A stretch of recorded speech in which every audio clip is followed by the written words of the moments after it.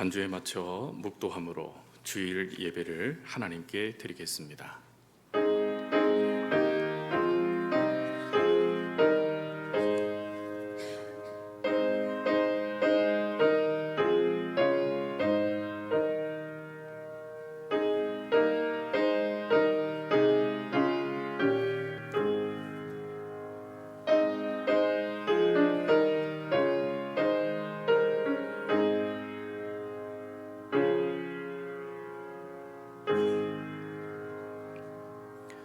우리가 마음의 뿌림을 받아 악한 양심으로부터 벗어나고 몸은 맑은 물로 씻음을 받았으니 참 마음과 온전한 믿음으로 하나님께 나아가자.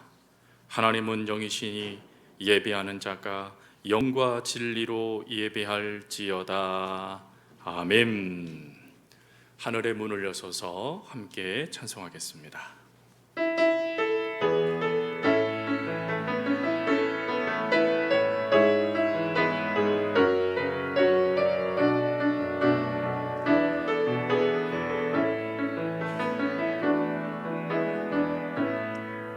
하늘의 문을 여소서, 이것을 주목하소서. 주를 향한 노래가 꺼지지 않으니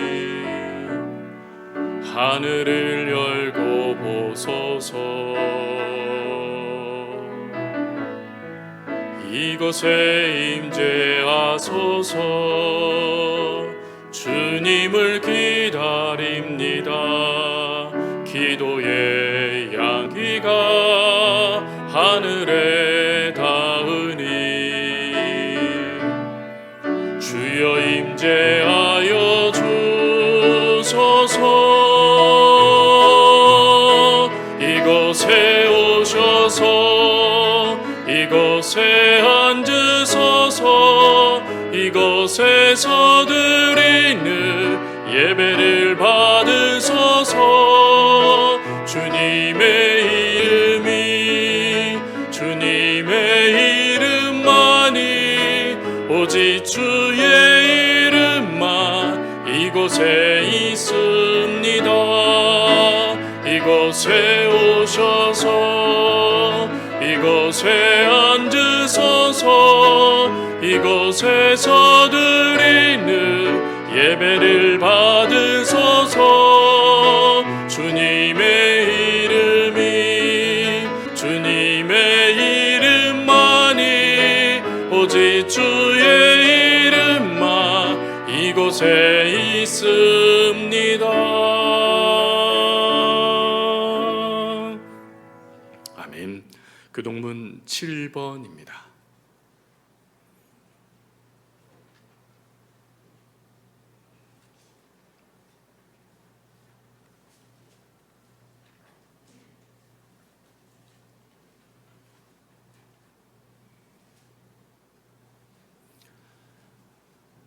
교동문 7번, 저와 여러분이 한 절씩 교독하겠습니다. 제가 먼저 읽겠습니다. 여호와여, 어느 때까지니까 나를 영원히 잊으시나이까. 나의 영혼이 번민하고 종일토록 마음에 근심하기를 어느 때까지 하오며.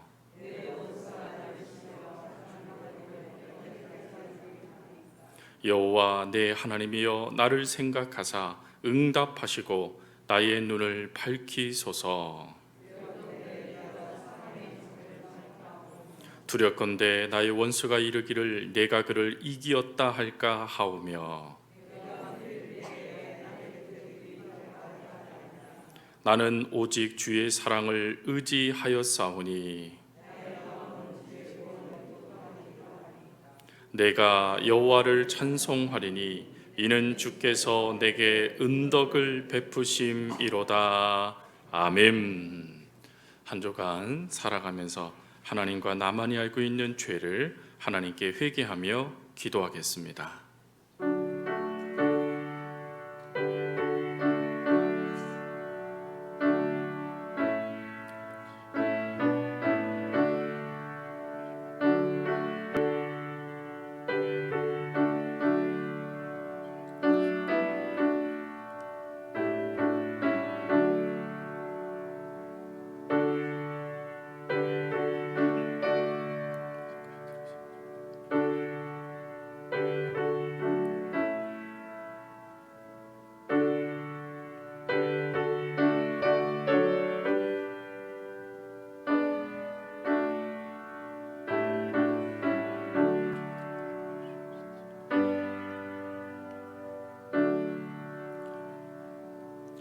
여기 하나님의 사제의 말씀이 있습니다. 여호와께서 이르시되 패역한 이스라엘아 돌아오라. 나의 노한 얼굴을 너희에게로 향하지 아니하리라. 나는 궁일이 있는 자라 너를 한없이 품지 아니하느니라. 여호와의 말씀이니라. 아멘. 사도신경으로 우리의 신앙을 고백하겠습니다. 나는 전능하신 아버지 하나님 천지의 창조주를 믿습니다. 나는 그의 유일하신 아들 우리 주 예수 그리스도를 믿습니다.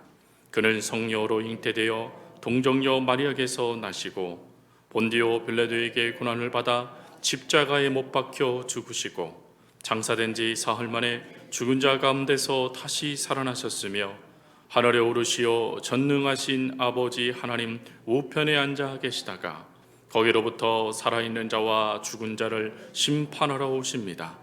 나는 성령을 믿으며 거룩한 공교회와 성도의 교제와 죄를 용서받는 것과 몸의 부활과 영생을 믿습니다.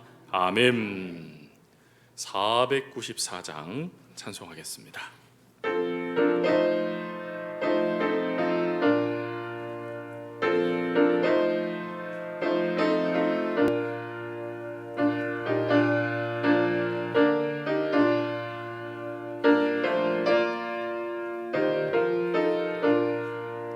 만세 반석 열리니 내가 돌아갑니다. 장애 어리상하여 물과 피를 흘린 것 내게 염되어서 정결하게 하소서. 내가 공을 세우나 은혜 갚지 못하네. 쉼이 없이 힘쓰고 눈물 근심 많으나 구속 못할 죄인을 예수 홀로 속하네. 빈손 들고 앞에 가 십자가를 붙드네. 의가 없는 자라도 도와주심 바라고 생명샘에 나가니 나를 씻어 주소서. 살아 생전 숨쉬고 죽어 세상 떠나서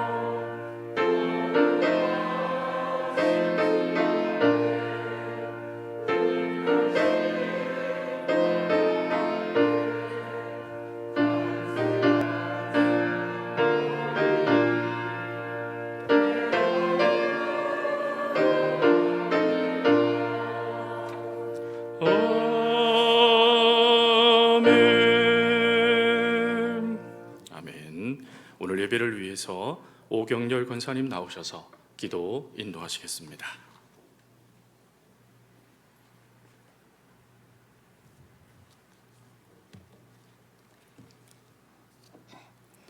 언제나 저희들을 사랑하시는 하나님 아버지 감사합니다. 변함없는 사랑으로 함께하사 일주일간 복된 삶을 살게 하시다가 주일 예배에 나와 예배를 들을 수 있도록 인도하시니 감사를 드립니다. 이 시간 진령과 진정으로 하나님께 예배를 드리오니 주님 홀로 영광 받으시옵소서. 이제 우리 모두가 믿음으로 우리의 모든 짐들을 십자가 아래에 내려놓사오니 주님께서 기억하셔서 모든 문제가 해결되어 형통케 하는 복을 주시옵소서. 자비로우신 하나님 아버지, 이 나라 이 민족을 불쌍히 여겨주시고 국류를 베풀어 주시옵소서. 코로나19로 인하여 일상의 생활들이 제한된 가운데 조금 진정되어 가는가 싶었더니 수도권 바이러스 확산으로 여러 가지 생활에 어려움이 많지만 이를 대처하기 위해 애쓰시는 방역당국과 의료진, 봉사자들의 헌신을 기억하시고 이루하여 주시고 능력을 더하여 주시옵소서. 어서 속히 코로나 백신이 개발되도록 지혜와 능력을 주시고 두려움과 공포에서 벗어나 안정된 일상생활로 건강한 가정과 건강한 교회, 건강한 나라로 만들어 주시옵소서. 어린이를 사랑하여 주시는 하나님 아버지, 불안한 가운데 개학을 하여 학교 생활을 하고 있습니다.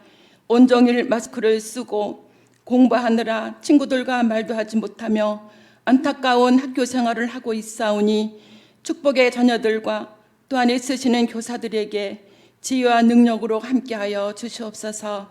교회를 사랑하시는 하나님 아버지, 오늘 2부 예배로 교회 학교 연합 예배로 드립니다.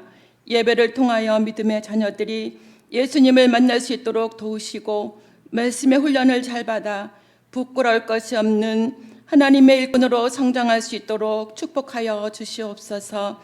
오늘도 단위에 세우신 귀한 담임 목사님, 피곤치 않도록 영육간의 강건함을 주시고 성령의 능력으로 함께하사 생명과 축복의 말씀을 선포하게 하시고 말씀을 듣는 저희들은 말씀마다 아멘으로 화답하여 주님을 닮아가는 온전한 참제자로 살아가게 하옵소서. 오늘도 받은 은혜에 감사하여 귀한 물질을 드리오니 드린 손길로에 축복하여 주시고 이 물질이 쓰이는 곳에 하나님의 영광이 나타나게 하옵소서. 언제나 저희들에게 자비를 베풀어 주시는 예수 그리스도의 이름으로 기도합니다. 아멘.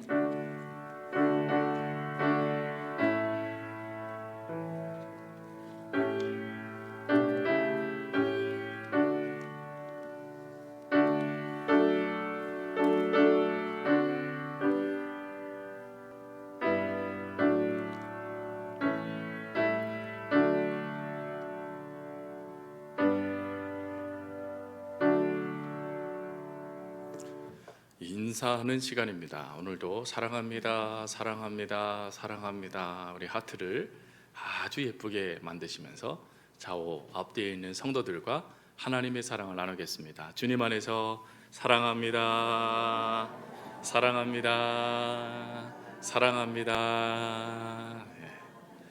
주님 안에서 사랑이 넘쳐나는 우리 귀한 성도님들 될 수 있기를 주님의 이름으로 축복합니다. 우리 교회 소식 주보를 참고해 주십시오. 오늘은 교회력으로 오순절 후 네 번째 주일입니다. 이 예배, 우리 교회학교 연합 예배가 금일 오전 2부 예배 시간에 드려지게 됩니다. 또 2부 예배를 위해서 또 이렇게 오늘 1부 예배 나와주신 성도님들께 감사드립니다. 알림, 우리 주일 오전 및 새벽 예배 외의 예배는 주 공주시까지 가정 예배로 드립니다. 그리고 실시간 예배는 오늘은 오전 1부 예배를 영상 녹화하여 중계하도록 하겠습니다.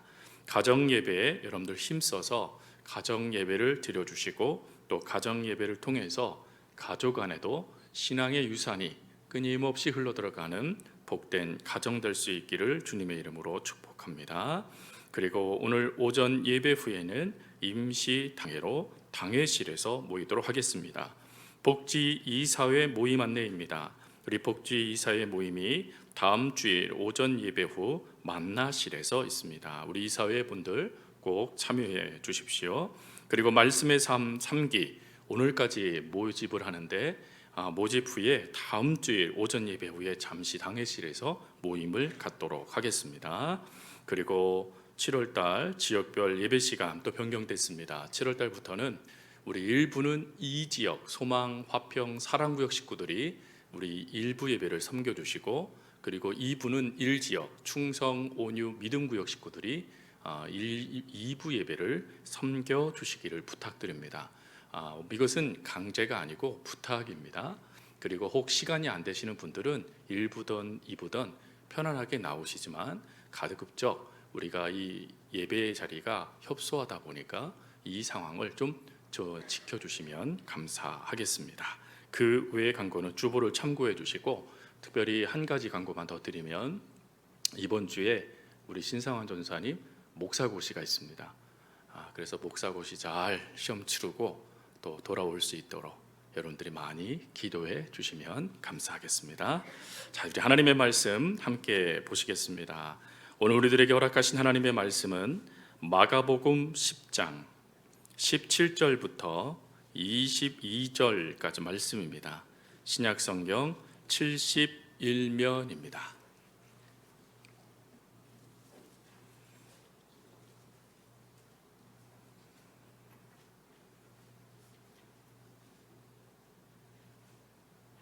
마가복음 10장 17절부터 22절까지 말씀을 함께 봉독하겠습니다. 예수께서 길에 나가실 때 한 사람이 달려와서 꿇어 앉아 묻자오되 선한 선생님이여 내가 무엇을 하여야 영생을 얻으리이까? 예수께서 이르시되 네가 어찌하여 나를 선하다 일컫느냐? 하나님 한 분 외에는 선한 이가 없느니라. 네가 계명을 안 하니 살인하지 말라, 간음하지 말라, 도둑질하지 말라, 거짓 증언하지 말라, 속여 빼앗지 말라, 내 부모를 공경하라 하였느니라. 그가 여짜오되 선생님이여 이것은 내가 어려서부터 다 지켰나이다. 예수께서 그를 보시고 사랑하사 이르시되 내게 아직도 한 가지 부족한 것이 있으니 가서 내게 있는 것을 다 팔아 가난한 자들에게 주라. 그리하면 하늘에서 보화가 내게 있으리라. 그리고 와서 나를 따르라 하시니 그 사람은 재물이 많은 고로 이 말씀으로 인하여 슬픈 기색을 띠고 근심하며 가니라. 아멘. 사도행전 21장을 보면 사도 바울이 오해를 받는 그런 내용이 나옵니다. 사도 바울은 안디옥 교회의 파송 선교사입니다. 그는 3차에 걸쳐서 하나님의 복음을 많은 지역을 두루두루 다니며 전파하게 되어졌고 그 속에 교회도 세워졌고 또 성도들을 하나님께서 많이 보내주셔서 하나님의 나라가 확장된 그 역사를 예루살렘 교회로 돌아와 선교 보고하기 시작합니다. 그러나 이런 축복된 선교 보고가 있는 그 자리에 한 가지 문제가 발생되죠. 그 문제는 오해에서 비롯된 문제였습니다. 한 부류의 사람들이 사도 바울에게 세 가지의 오해를 이야기합니다. 사도행전 21장 21절을 보면 그 세 가지를 이렇게 말합니다. 첫 번째, 모세를 배반했다. 두 번째, 아들들에게 할례를 하지 말라고 했다. 세 번째, 유대인의 관습을 지키지 말라고 했다라는 것입니다. 그러나 이 세 오해의 내용들은 하나로 압축되죠. 그것은 뭐냐면 할례 무용론을 주장했다라는 것입니다. 유대인들에게 있어서 할례는 하나님의 백성의 표입니다. 선민으로 구별된 백성들이 눈으로 그것을 보면서 나 하나님의 백성이지, 하나님이 나를 구별해 주셨지라고 하며 그 받은 은혜에 감사하는 표가 할례였습니다. 근데 사도 바울은 할례를 무용론을 주장하지 않았고 할례보다 더 중요한 것이 있다. 그것은 할례를 지킴으로 구원을 받는 게 아니라 예수님을 믿음으로 구원을 받는 것이다 라고 하며 믿음을 더 강조했다라는 것이죠. 그러나 그 믿음을 강조했음에도 불구하고 사도 바울은 디모데에게 할례를 행하게 합니다. 왜 그렇습니까? 율법을 폐하지 않겠다라는 것입니다. 유대인들이 율법을 지키고 있는 그 모습을 사도 바울이 반대하며 그들과 적을 지지 않겠다라는 것이죠. 그들을 구원하기 위해 율법을 사도 바울도 지켜주었습니다. 하지만 이 한 부류의 사람들은 그 모습에 대하여 알지 못했죠. 그러다 보니 오해하게 된 것입니다. 이 오해의 모습을 역시 사도행전 21장 21절 하반절을 보니까 이들이 이렇게 말을 합니다. 우리가 들었도다 라고 말이죠. 본 게 아니었다라는 것입니다. 단지 소문으로 이렇게 들려온 것이 자신의 귀에 들어왔는데 그것을 듣다 보니까 사도 바울이 할례 무용론자였네? 율법을 어기고 있네? 율법을 무시하고 있네? 라고 자기 스스로 판단을 내렸다라는 것입니다. 여러분, 오해하다라는 이 오해가 사전적인 의미로 바로 이런 모습이죠. 사실과 전혀 다릅니다.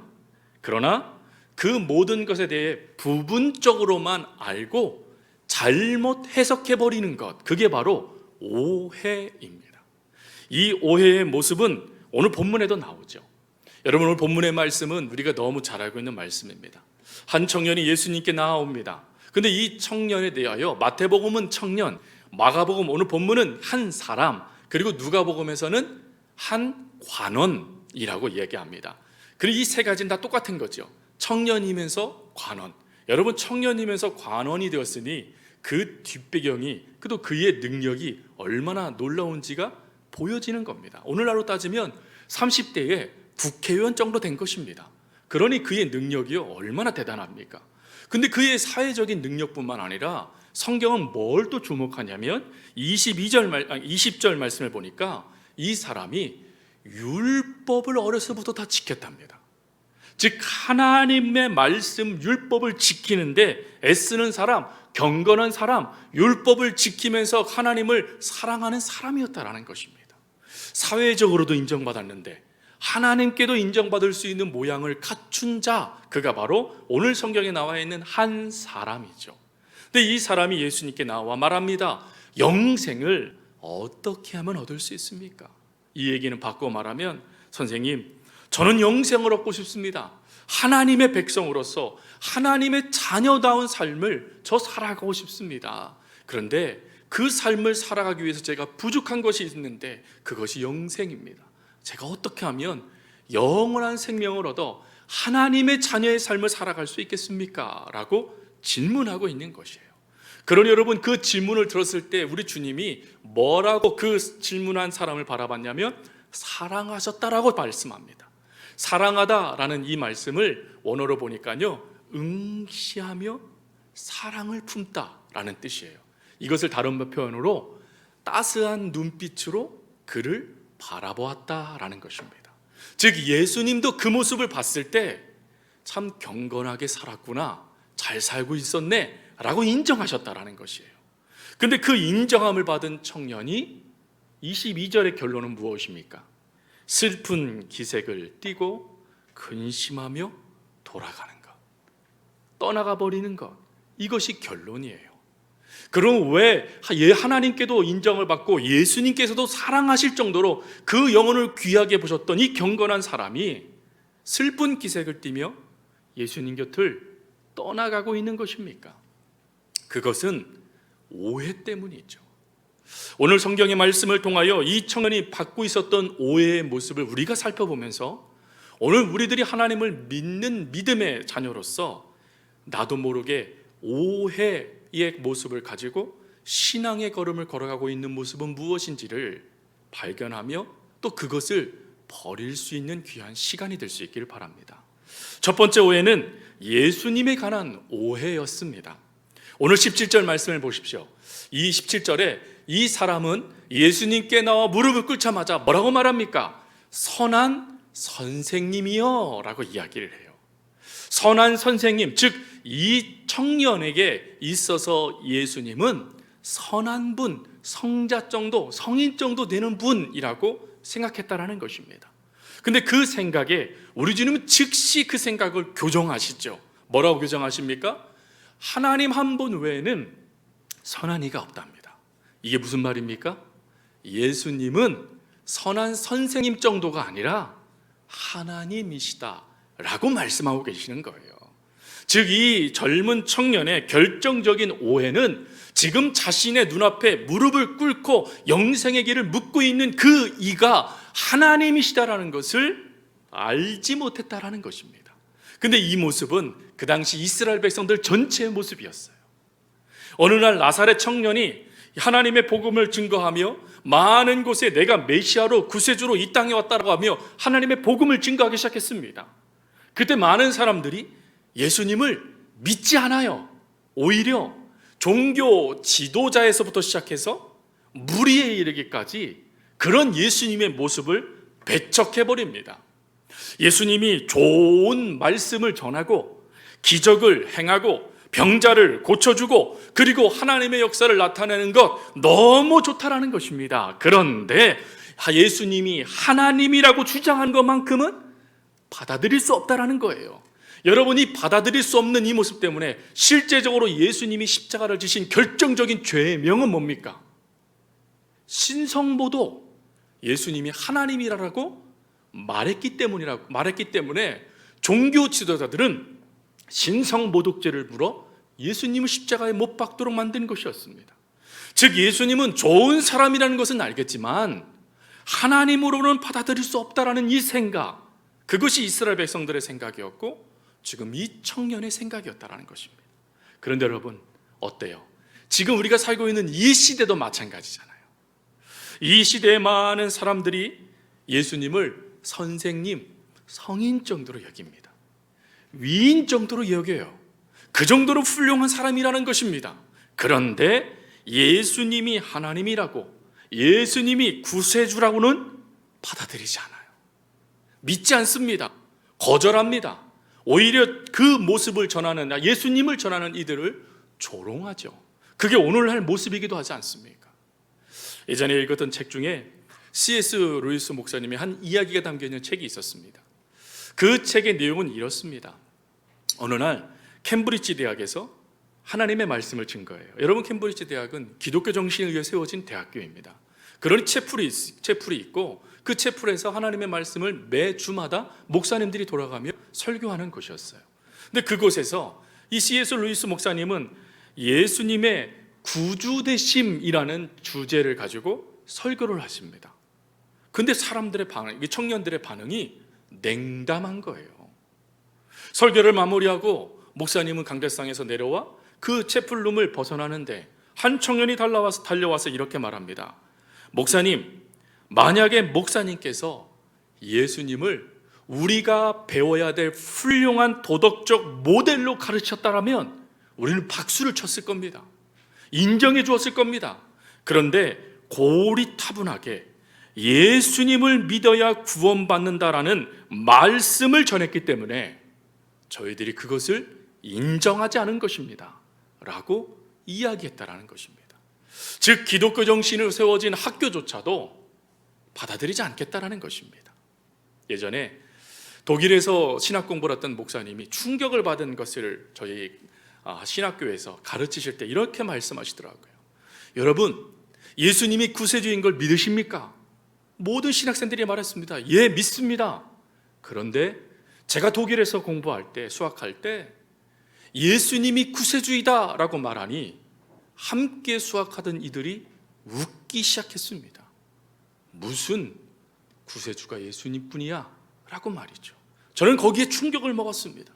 그리고 그때부터 예수님이 왜 구세주인지에 대하여 더 열심히 공부하기 시작했습니다 라고 이야기하시는 거예요.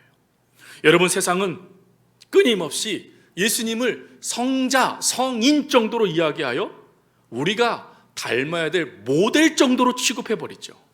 그러나 예수님은 모델이 아니십니다. C.S. 루이스 목사님은 이렇게 말합니다. 예수님은 모델로 이 땅에 오신 것이 아니라 구원자로 이 땅에 오신 것일세 라고 말이죠. 사랑하는 성도 여러분, 석가모니도 위대한 모델이 될 수 있습니다. 왜요? 자기 스스로 득도했으니 말이죠. 얼마나 귀한 모습입니까? 또 간디도 마찬가지예요. 평화 운동을 벌였지 않습니까? 마다 테레사 수녀님 어떻습니까? 지금도 그 모습을 담기 위해서 많은 사람들이 애를 씁니다. 예, 좋은 모델이에요. 우리가 배울 수 있는 모습들도 있습니다. 그러나 오늘 우리가 이 자리에 앉아서 이렇게 예배를 드릴 수 있는 것은 좋은 모델이신 예수님을 만나기 위해서 온 것이 아니라 우리의 구원자이신 주님을 믿고 그 믿음 가운데 주님 안에 거하기 위하여 오늘 우리가 이 자리에 온 것 아니겠습니까? 예수님은 구원자이세요. 예수님은 하나님이십니다. 예수님만이 삶의 유일한 목적이 되신 분이십니다. 그 하나님을 만나야 되는데 이 청년은 오해하는 거예요. 예수님은 성자쯤, 선한 사람쯤 되는 분이라고 말이죠. 그러니 거기에서 더 이상 나가지 못하고 있는 것입니다. 여러분, 이런 모습이 혹 우리들에게도 있다라면 오늘 이 시간에 다시 한번 다짐할 수 있어야 돼요. 하나님, 내가 예수님을 닮는다라고 말하며 모델 정도로 예수님을 생각하고 있습니까? 아니면 예수님이 나의 구세주라고 제가 믿고 있습니까? 구세주로 믿을 수 있는 믿음을 주십시오. 구세주로 믿고 그 하나님 대신 예수님을 온전히 따라갈 수 있는 저의 삶이 되게 해주십시오라고 기도하며 결단하는 이 시간이 될 수 있길 바랍니다. 그리고 두 번째, 이 청년의 오해는 구원에 대한 오해였습니다. 이 청년은 예수님께 이렇게 질문하죠. 내가 무엇을 하여야 영생을 얻으리이까? 여러분, 내가 무엇을 해야 영생을 얻습니까? 라는 이 질문, 여기에서 오해가 발생되어지죠. 구원과 영생은 우리가 무엇을 행해서 얻는 거라고 생각하고 있는 것입니다. 즉, 구원은 내가 쟁취할 수 있다라고 생각하는 거예요. 그러나 성경은 분명히 말하죠. 구원은 하나님의 선물이라는 것입니다. 이 사람은 나름대로 도덕적인 자부심도 갖고 있었어요. 자화자찬할 수 있었습니다. 왜요? 성경도 그렇게 인정하고 계시거든요. 이 사람은 날 때부터 율법을 지켰습니다. 율법을 지킴을 통하여서 하나님의 뜻을 나타내고 있었던 삶의 모습이 바로 이 청년의 모습이었어요. 그러나 이 청년의 모습에 우리 주님은 한 가지를 더 하시죠. 여러분, 이 청년의 모습을 주님이 부인하신 게 아니에요. 이 청년의 모습을 주님은 인정하셨어요. 잘했다라는 거예요. 왜? 그 당시에 많은 사람들이 율법을 지킨다고 말하면서 자신을 드러냈거든요. 그렇지만 이 청년은 어렸을 때부터 자신이 하나님 말씀을 지키기 위해 애를 썼다라는 것입니다. 그러니 얼마나 귀한 모습이에요. 그러니 하나님은, 예수님은 그를 사랑하실 정도로 따스한 눈빛으로 그를 바라보며 그를 아낄 정도가 되신 것이죠. 근데 그 청년을 향하여 주님은 한 가지를 더 이야기하세요. 뭐라고 말씀합니까? 그런데 부족한 게 하나 있네. 그 부족함이 뭡니까? 네 가진 모든 것을 팔아 가난한 자들에게 주고 너 나를 따라 라는 것이었어요. 여러분, 이 말씀을 오해하시면 안 돼요. 이 말씀은 그러면 우리가 갖고 있는 모든 재산 다 팔고 가난한 사람들에게 주고 우리를 쫄딱 망한 다음에, 그런 다음에 주님을 따라라 라는 말로 오해하시면 안 돼요. 성경 말씀에 보면요, 아브라함 부자였어요. 이삭은요, 여러분, 이삭은 우리가 그렇게 바라는 복받은 사람이잖아요. 30배, 60배, 100배. 누구에게 나온 겁니까? 이삭에게서 나온 거예요. 여러분, 이삭 부자였어요. 얼마나 그가 부했던지 한 나라가 두려워할 정도였습니다. 욥은요, 욥도 부자였어요. 여러분, 부자가 되지 말라라고 말하는 게 아니에요. 성경에서 말씀하시는 오늘 이 말씀의 핵심은 무엇이냐면, 지금 이 청년이 잘못된 생각을 갖고 있었다라는 거예요. 즉, 영생이라는 이 부분에 대하여 잘못된 생각을 갖고 있는 그 모습을 주님이 지금 수정해 주고 계시는 것입니다. 이 청년의 잘못은 뭡니까? 영생과 구원이 내 힘으로 얻을 수 있다라고 생각하고 있었다는 거예요. 영생과 구원, 그것은 하나님의 은혜였어요. 여러분, 이 은혜를 잊지 말라고 할례를 주신 거거든요. 할례의 핵심은 뭡니까? 자신들의 잘남을 말하는 게 아니에요. 할례의 가장 중요한 목적은 누가 너를 선택했냐라는 거예요. 누가 너희를 구별했냐라는 것입니다. 누가 너희를 하나님 나라로 불렀냐, 누가 너희를 가나안 땅을 차지하도록 만들어 주었느냐 하면서 하나님을 기억하게 만든 거예요. 그래서 여러분, 끊임없이 성경은 뭐라고 말합니까? 기억해라, 기억해라, 기억해라라고 말씀하시는 거예요. 뭘 기억해야 됩니까? 내가 아닌 하나님이 하신 일을 기억하라라는 거예요. 여러분, 구원도, 또 선민이 백성이 된 것도, 그리고 오늘 이 자리에 앉아있는 이것도 하나님의 은혜라는 것입니다. 우리가 은혜를 빼고 내가 무엇인가 했다라고 생각하는 그 순간, 우리도 이 청년과 같은 오해를 할 수 있다라는 것이죠. 예수님은 이 말씀 뒤에 이런 말씀을 하세요. 마가복음 10장 27절에 예수께서 저희를 보시며 가라사대 사람으로는 할 수 없으되 하나님으로는 그렇지 아니하니 하나님은 다 하실 수 있느니라. 무슨 말입니까? 영생은 하나님으로부터 주어지는 거라는 거예요. 우리의 힘으로 얻어지는 것이 아니라 하나님의 선물로 우리들에게 주어지는 것이라는 것입니다. 그런데 이것을 오해하고 있었다라는 것입니다. 여러분, 이 오해에 대하여 팀 켈러 목사님은 그분의 책 예수라는 그 책에서 이런 글귀를 소개하고 있습니다. 다른 종교자들과 많은 교회는 구원을 충고 정도로 이해하고 또 그렇게 전한다. 당신이 애써 노력해 구원을 쟁취하라. 당신이 무언가를 반드시 해야 한다. 당신이 기도하거나 순종하거나 의식이 바뀌어야만 구원이 온다라고 가르친다. 하지만 기독교의 복음은 다르다. 복음은 충고도 아니며 수양도 아니다. 복음은 스스로 쟁취하는 일이 아니다. 복음은 우리를 부끄러워하지 않으시는 하나님을 믿고 하나님께서 보내신 예수 그리스도를 받아들이는 것이다. 즉 우리가 무엇인가를 행함을 통하여 구원을 이루는 게 아니라 우리가 할 수 있는 것이 한 가지 있다라면 믿음의 주여 온전케 하신 예수를 받아들이는 것밖에 없다라는 것입니다. 근데 이 받아들임도 하나님의 역사이지 않습니까?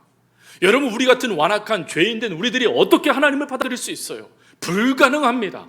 불가능한 우리가 변화되어져서 하나님을 받아들일 수 있는 이것이 은혜이지 않습니까? 그래서 팀 켈러 목사님은 말하는 거예요. 우리 속에 나타난 수많은 선한 모습들은 예수님을 믿는 사람들에게 나타나는 다양한 삶의 열매들이라는 거예요. 누구 때문에요? 예수님 때문에 말이죠.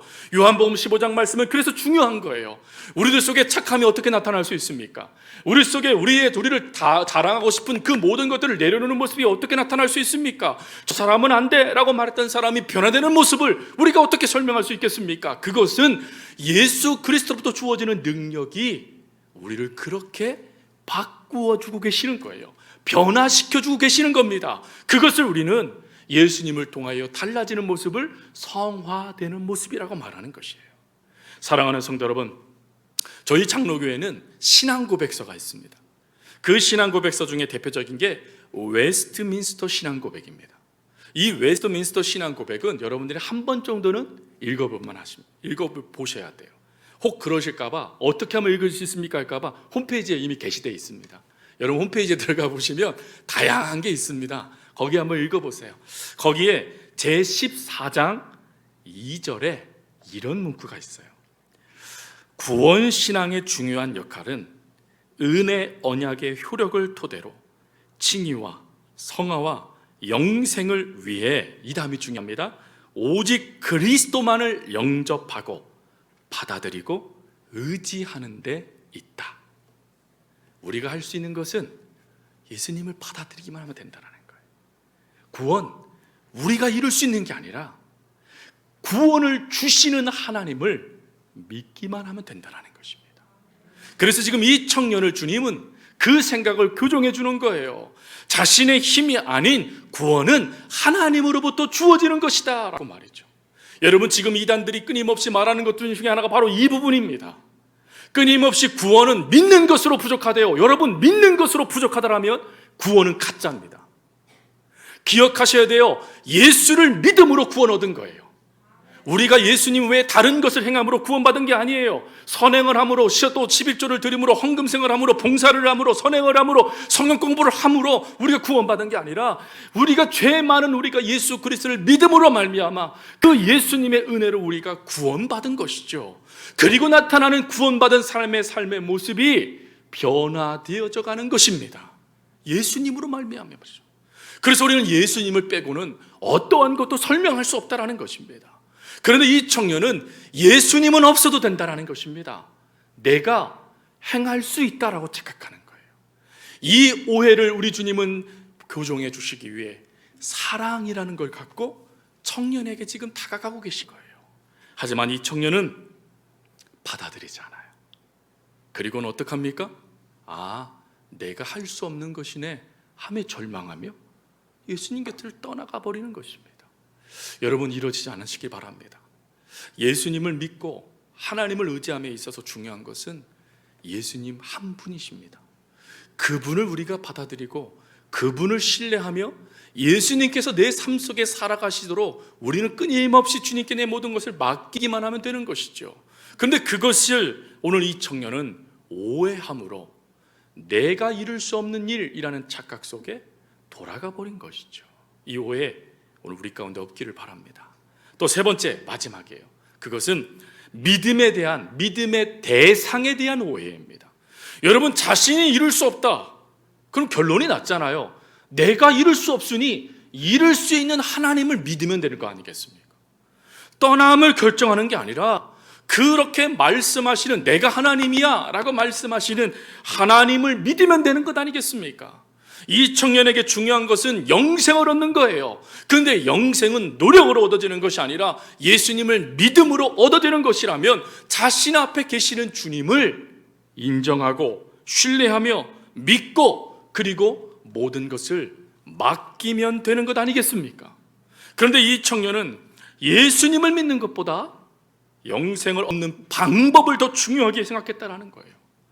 그런 청년들에게, 그 청년에게 주님은 그래서 말씀하신 거예요. 네 것을 팔아서 다 나누어 준 다음에 나를 따라라고 말이죠. 여러분, 여기서 이 제자도가 나옵니다. 나를 따르는, 하나님 예수님을 따르는 사람들에게는 어떤 모습이 나타나야 되느냐? 다 팔아야 된다는 거예요. 여러분, 다 판다는 게 뭡니까? 이 모습을 주님은 이렇게 설명하세요. 마태복음 16장 24절 말씀. 누구든지 나를 따라오려거든, 제자도를 말합니다. 제자가 되고자 하는 자들은 자기를 부인하고 자기 십자가를 지고 나를 따라라.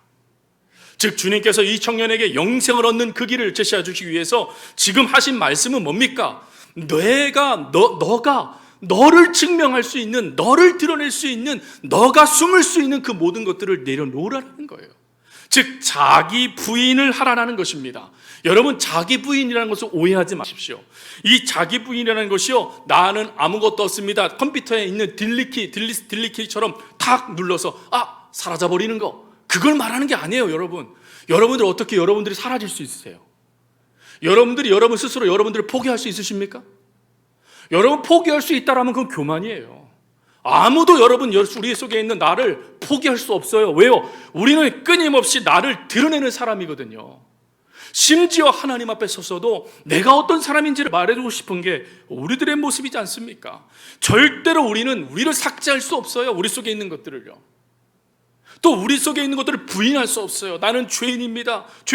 예. 근데 여러분, 죄인이라는 것이 고백되는 은혜가 언제 나타납니까?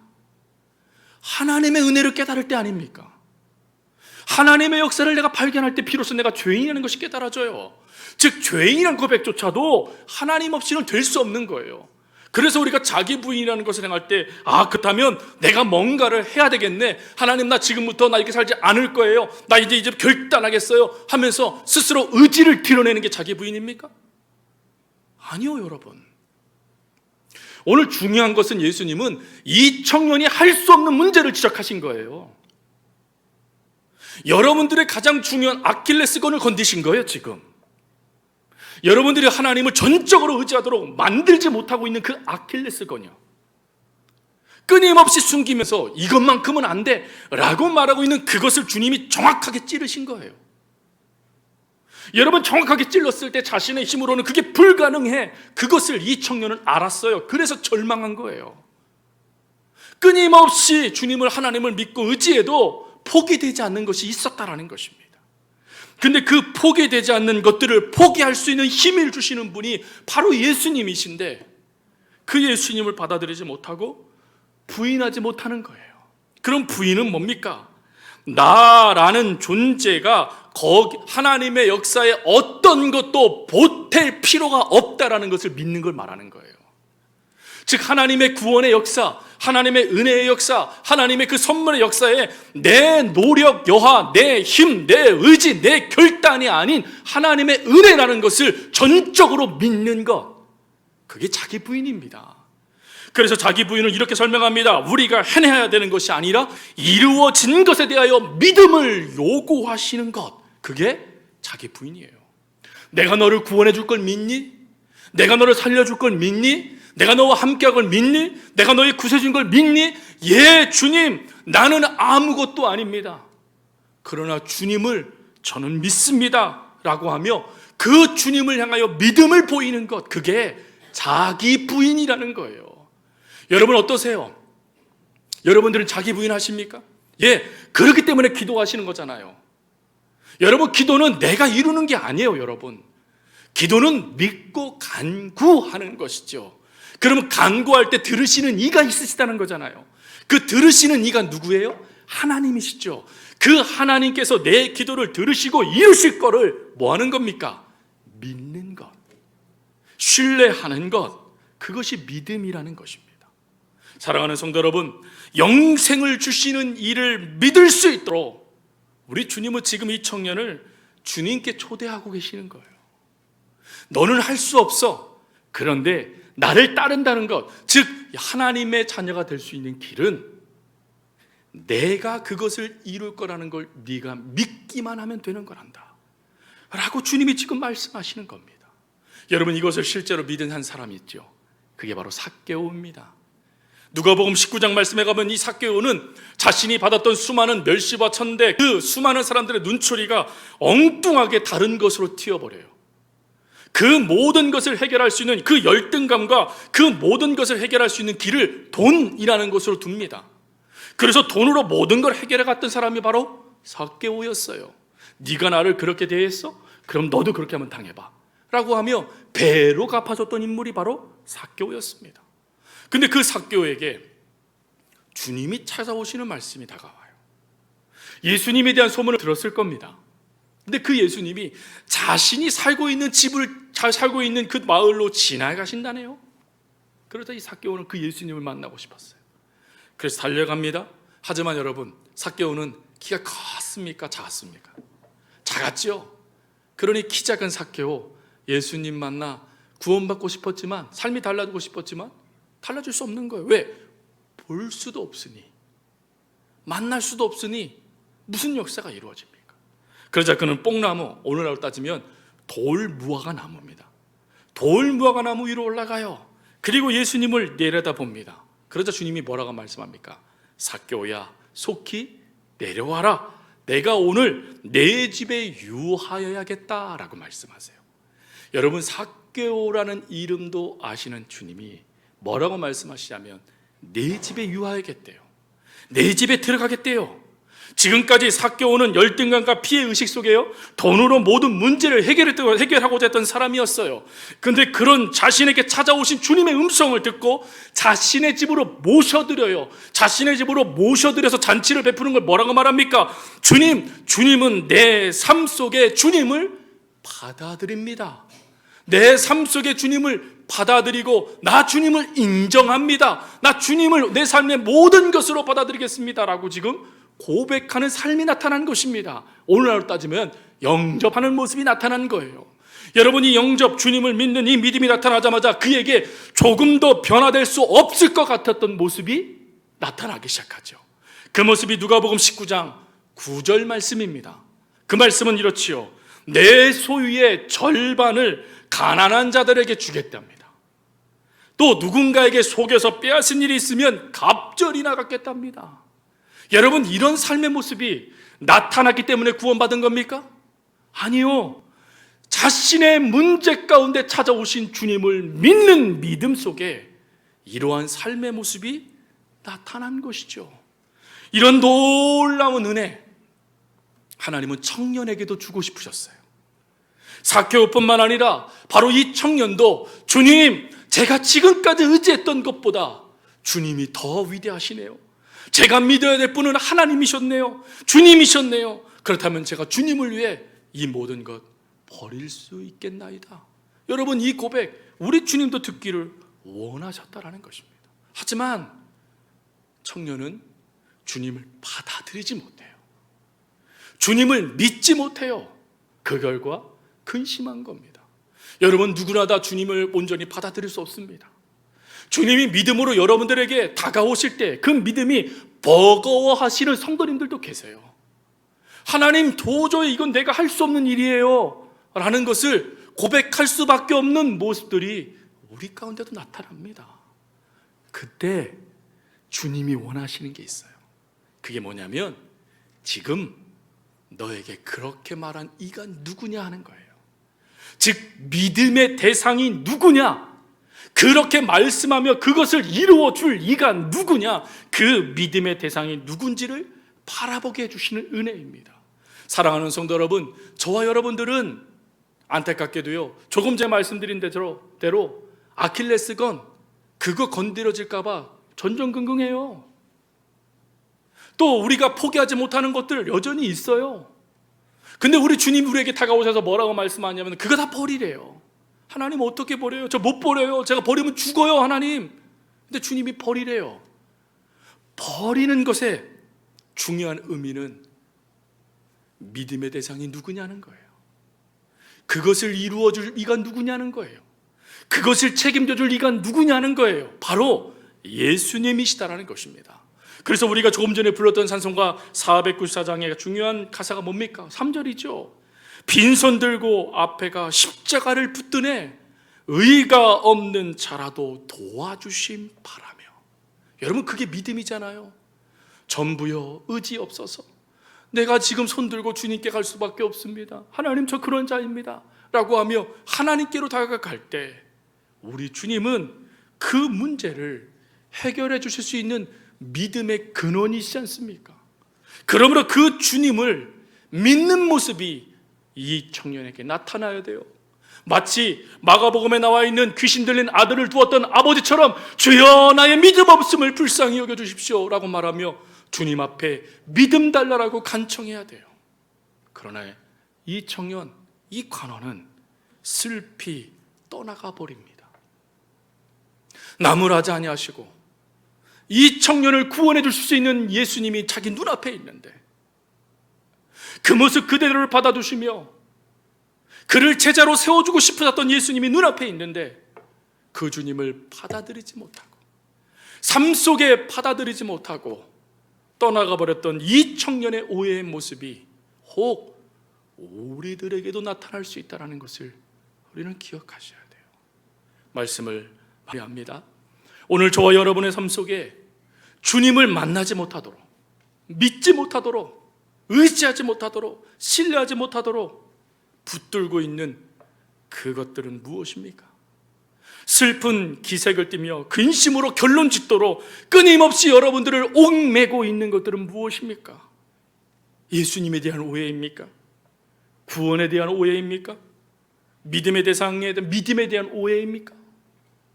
오늘 모든 오해를 해결해 주실 유일한 이신 예수님을 만나십시오. 예수님 외에는 다른 길이 없습니다. 주님의 십자가 앞에 나아가 주님께 모든 도움을 바라는 삶을 살아가십시오. 주님은 그런 우리를 나무라지 않으세요. 버리지 않으십니다. 오히려 마치 어미닭이 새끼 병아리를 품듯이 우리를 품어주시며 믿음으로 살아갈 수 있도록 도와주시는 분이십니다. 그 하나님을 믿는 믿음으로 오해, 그 모든 것 청산해버리고 믿음으로만 하나님 앞에 나아갈 수 있는, 믿음으로 하나님의 역사를 이루어갈 수 있는 우리 사랑하는 성도님들 될 수 있기를 간절히 주님의 이름으로 부탁드립니다. 함께 기도하겠습니다. 참 좋으신 아버지 하나님, 하나님을 믿음에 있어서 끊임없이 저희들에게 슬픈 기색을 띠며 하나님을 떠나가도록 만드는 오해의 모습들이 있습니다. 그것들이 어느 순간 저희 속에 마치 뛰어넘을 수 없는 장애물처럼 다가와 저희들을 절망시키고 또 저희들을 낙심시킬 때도 있습니다. 그러나 그 모든 것을 해결해 주실 수 있는 이는 선생님이 아닌 구세주이신 예수님이시라는 것을 오늘 분명히 저희들이 깨달았사오니 유일한 길이신 예수님만을 의지하며 믿음으로 그 모든 걸음을 걸어갈 수 있는 저희들, 잘못된 생각은 버려버리고 온전히 하나님을 신뢰하는 모습으로 삶을 살아갈 수 있는 저희들 하나님 되게 하여 주옵소서. 참으로 아버지 하나님께서 그리해 주실 것을 믿고 감사드리오며 이제는 우리를 구원해 주신 예수님의 은혜와 하나님 아버지의 거룩하신 사랑과 날마다 우리로 승리케 하시는 성령님의 역사가 주님을 생각하는 모든 성도 머리 위에 지금부터 영원토록 함께하옵시기를 간절히 축원하옵나이다. 아멘.